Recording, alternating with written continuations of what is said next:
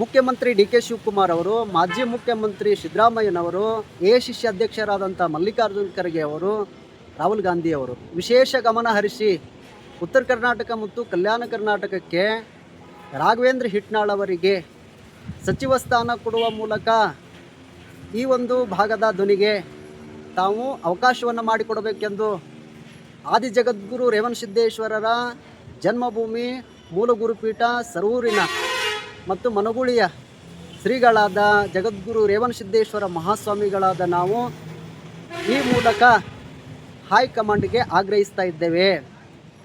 ಯಾಕಂತಂದರೆ ಕೊಡಲೇಬೇಕು.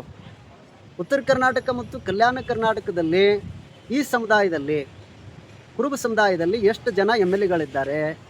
ಬಾಗಲಕೋಟೆಯಲ್ಲಿ 2, ಕೊಪ್ಪಳದಲ್ಲಿ 1, ಹಾವೇರಿಯಲ್ಲಿ 1, ಹೀಗೆ 4-5 ಜನ MLAಗಳಿದ್ದಾರೆ. ಈ ಉತ್ತರ ಕರ್ನಾಟಕದ ಕುರುಬರಿಂದ ಭಾಳಷ್ಟು ಜನ ಲಿಂಗಾಯತ MLAಗಳು ಗೆದ್ದಿರೋದು. ಮತ್ತು ಈ ಸಮಾಜಕ್ಕೆ ಪ್ರಾತಿನಿಧ್ಯ ಕೊಡದೇ ಇದ್ದರೆ ಮತ್ತೆ ಆ ಸಮಾಜಕ್ಕೆ ಕೊಡ್ತೀರಾ? ಕಂಪಲ್ಸರಿ ಉತ್ತರ ಕರ್ನಾಟಕಕ್ಕೊಂದು ಕೊಡಲೇಬೇಕು.